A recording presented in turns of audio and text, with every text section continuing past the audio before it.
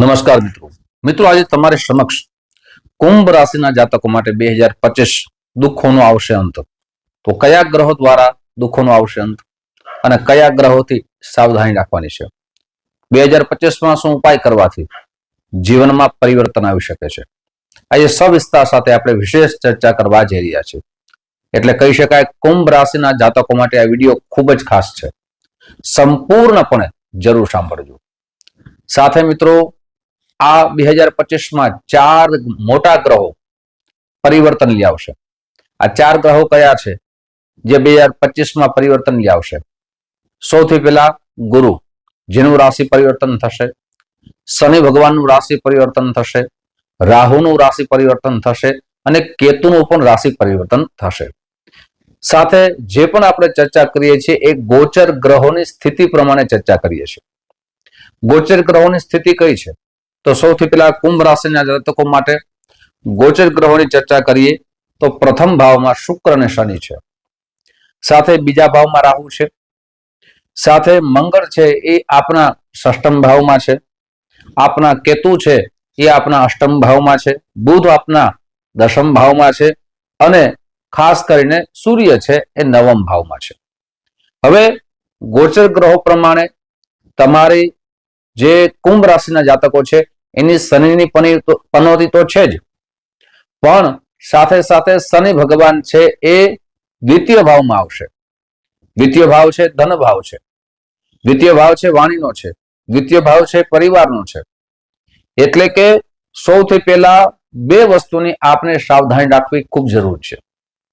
જ્યારે શનિ ભગવાન છે દ્વિતીય ભાવમાં આવશે, ધનનો આપ ખાસ કરીને જે વ્યય થતો હોય એ સ્વયં રાખવો જોઈએ. આપના જે પણ ખોટા ખર્ચા હોય તેના ઉપર કાબુ રાખવો જોઈએ. સાથે વાણી ઉપર આપણે સંયમ રાખવાની જરૂર પડી શકે છે. પરિવારમાં સ્નેહ વધશે અને શનિ ભગવાન છે એ ધન માટે આપને કાર્યરત રાખશે. આપ કાર્ય સંપૂર્ણ રીતે જરૂર દોરશો. શનિ ભગવાન છે દ્વિતીય ભાવમાં આવવાથી આપણા જીવનમાં ધન બાબતમાં પરિવર્તન આવશે. સાથે ચિંતા પણ કરાવશે અને માનસિક ચિંતા પણ વધશે. પણ આપણે ચિંતા કરવાની નથી.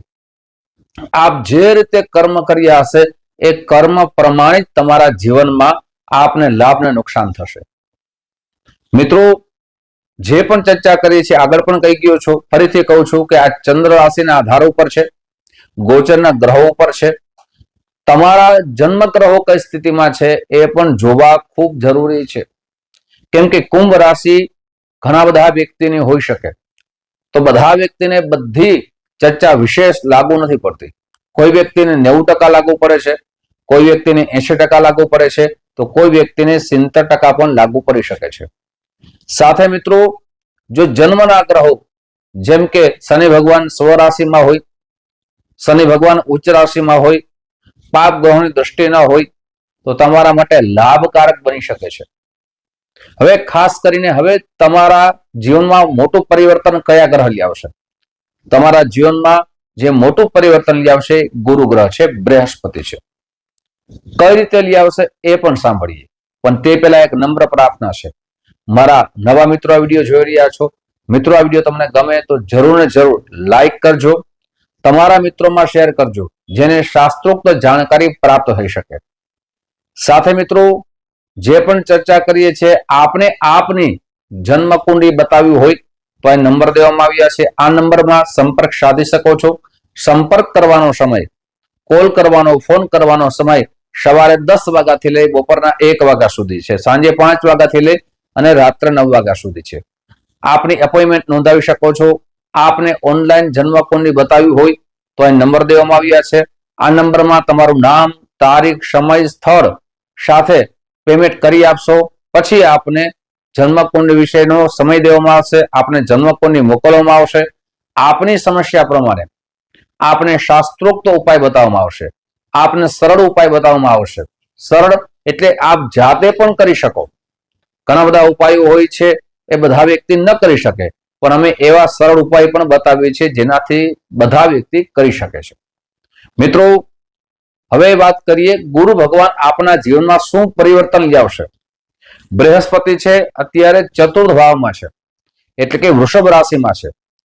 વૃષભ રાશિમાં ચતુર્થ ભાવમાં હોવાથી ખાસ કરીને તમારા જીવનમાં પરિવર્તન આવશે કે આપના પૂર્વમાં જે મિલકત બાબત, જમીન બાબત, ભૂમિ બાબત આપને ખૂબ હેરાન થતા હતા, આપનો સોદો થતો ન હતો, આપનું મકાન બનતું ન હતું, માતાની બીમારીથી આપ હેરાન હતા, તેમાં ગુરુ ભગવાન આપના માટે કૃપા કરશે. એટલે કે દુઃખોનો આવશે અંત. ખાસ કરીને જ્યારે રાશિ પરિવર્તન કરશે ત્યારે પણ લાભકારક છે અને અત્યારે પણ લાભકારક છે. ગુરુ ભગવાન જે 18 મે થી પંચમ ભાવમાં આવશે. પંચમ ભાવ છે એ વિદ્યાર્થી બંધુઓ માટે વિદ્યાભ્યાસ જોઈ શકાય છે. સાથે પંચમ ભાવ છે એ પ્રેમનો છે, પંચમ ભાવ છે એ સંતાનનો છે. એટલે કે વિદ્યાર્થી બંધુઓ માટે સારો સમય આવી રહ્યો છે. આપ જે મહેનત કરશો એનું પરિણામ તમને દેખાશે, કેમ કે વિદ્યાના દેવ વિદ્યાના સ્થાનમાં આવે છે. એટલે આપ પ્રબળ સારો ક્રમાંક આવશે. વિદ્યાભ્યાસની આપણે જે ચિંતા હતી એ દૂર થશે. ગુરુ ભગવાનની બે જગ્યાએ દ્રષ્ટિ પડે છે. સૌથી પહેલા ગુરુ ભગવાનની દ્રષ્ટિ પડે છે નવમ ભાવમાં, ભાગ્ય ભવનમાં પડે છે. આપે જે મહેનત કરી હતી, પરિણામની જે ઈચ્છા હતી, એ પરિણામ આપને મળતું ન હતું, એ મહેનતનું પરિણામ જોવા મળશે. એટલે એમ કહી શકાય ગુરુ ભગવાન જીવનનું પરિવર્તન લઈ આવશે, આપની યાત્રા કરાવશે, આપના હાથે માંગલિક અને ધાર્મિક વિચારો અને સેવાનો આપને લાભ મળશે, સારા કાર્યો કરાવશે. સાથે પિતાનો સહયોગ આપને મળતો નહોતો, એ પિતાનો સહયોગ મળશે. પિતા અને પુત્ર વચ્ચે જે મતભેદ થતા હતા એ દૂર થશે. સાથે જે ગુરુ ભગવાનની દ્રષ્ટિ પડે છે એકાદશ ભાવમાં પડે છે. એકાદશ ભાવ છે એ લાભ ભાવ છે, મોટા ભાઈનો છે, યશનો છે, માન સન્માનનો છે. એકાદશ ભાવમાં જે દ્રષ્ટિ ગુરુ ભગવાનની પડવાથી આપનું સમાજમાં માન સન્માન વધશે. બીજાના ઘણા બધા કાર્યો કર્યા છતાં જે યશની રેખા આપની સંપૂર્ણ પૂર્ણ થતી ન હતી એ પૂર્ણ થશે. સાથે ધનનો વધારો થશે. વિદેશથી કોઈ પણ કાર્ય કરો છો ત્યાં પણ લાભ થશે. સાથે વેપારની અંદર અભિવૃદ્ધિ થવાના સુંદર મજાના ગુરુ ભગવાન આપના માટે લાભકારી બને છે. એટલે એમ કહી શકાય જીવનનું પરિવર્તન બૃહસ્પતિ દ્વારા જ આવશે. પણ આપણી જન્મ કુંડળીમાં બૃહસ્પતિ જો મજબૂત હશે તો એનો લાભ અવશ્ય આપને મળશે. પણ આપણી જન્મ કુંડળીમાં બૃહસ્પતિ જો કમજોર હશે તો એનું પરિણામ એ જે આપ ધારો છો એટલું નહીં મળે.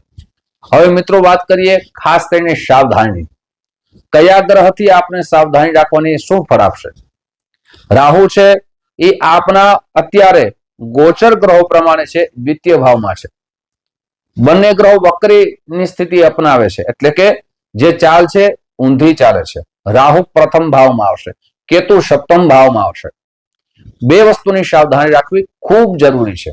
રાહુ છે પ્રથમ ભાવમાં આવવાથી મન ચંચળ થશે, શંકાશીલ સ્વભાવ થશે. સાથે જે પણ નિર્ણય કરશો એ નિર્ણય આપને ખૂબ વાર લગાડશે અને એ નિર્ણયમાં આપ જે ગૂંચવાઈ ન જાવ એની સાવધાની રાખજો. કેતુ સપ્તમ ભાવમાં આવવાથી આપનું મેરેજ લાઈફ ઝઘડા વિવાદ વધી ના જાય એની સાવધાની રાખવી ખૂબ જરૂરી છે. સાથે ભાગીદારીમાં કોઈ બિઝનેસ કરો છો તો ત્યાં પણ સાવધાની રાખવી, જેનાથી આપના સંબંધ તૂટી ન જાય. કેતુ સપ્તમ ભાવમાં આવવાથી દૈનિક વેપારની અંદર પણ આપને થોડીક મૂંઝવણ આવી શકે છે. મિત્રો આજ ગ્રહોની સ્થિતિ તમને સમજાવી છે. સાથે હવે ઉપાય કહું છું. ખાસ કરીને શનિનો ઉપાય આપણે ખાસ કરવા દેવો છે.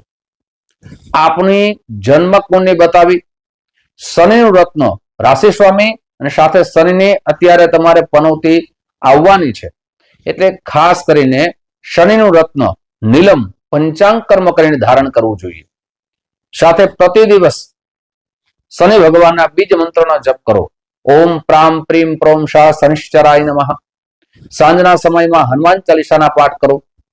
સાથે શનિવારના દિવસે અન્નનું દાન કરો, ગરીબોની સેવા કરો, હનુમાનજી મહારાજના મંદિરે જઈ ત્યાં સાફ સફાઈ કરો. સાથે આપ અભિમાનથી દૂર રહો, ઈગોથી દૂર રહો. કાર્ય કરો તો સરળતાથી કરો. સ્વભાવ છે શાંત રાખો, ક્રોધને કંટ્રોલમાં રાખો. તમારા માટે ઉત્તમ બની શકે છે. મિત્રો આવી જાણકારી તમારી સમક્ષ મૂકતો રહીશ. આપ જે પ્રેમ આપો છો એ પ્રેમ બદલ આપ સૌનો હૃદયથી ખૂબ ખૂબ આભાર વ્યક્ત કરું છું. ફરીથી મળશું. જય શ્રી કૃષ્ણ. મહા